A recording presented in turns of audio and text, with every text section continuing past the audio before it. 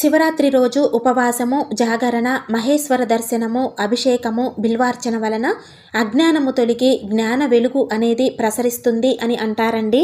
ఎవరైతే భక్తి శ్రద్ధలతో మహాశివరాత్రి రోజు పరమశివుణ్ణి పూజించి ఉపవాస జాగరణ దీక్షను ఆచరిస్తారో అటువంటి వారికి శివ సాయుధ్యం లభిస్తుంది అంటారు. మహాశివరాత్రి రోజు జాగరణ చేయటం వలన సకల పాపాలు తొలగిపోయి పుణ్యగతులు ప్రాప్తిస్తాయి. మహాశివరాత్రి రోజు నిష్ఠతో ఉపవాసం ఉండి శివ సహస్రనామము, శివ పురాణము, శివారాధన పారాయణం చేసిన వారికి మరుజన్మంటూ ఉండదని శాస్త్రాలు చెబుతున్నాయండి. మహాశివరాత్రి రోజు శివునికి సంబంధించిన స్నాన, ఉపవాస, జాగరణ, అభిషేక అర్చనలు చేస్తే సకల శుభాలు కలుగుతాయని చెబుతుంది శివపురాణం. ఈ మహాశివరాత్రి రోజు శివ పూజ, శివాభిషేకం ఏ విధంగా చెయ్యాలి, అర్ధరాత్రి నిశితకాల పూజ ఏ విధంగా చెయ్యాలి, ఈ రోజున ఎటువంటి నియమాలు పాటించాలి అనే వాటికి సంబంధించిన వీడియోస్ మన ఛానల్లో షేర్ చేశానండి. వీడియో లింక్ కింద టైటిల్ దగ్గర ఇస్తున్నాను.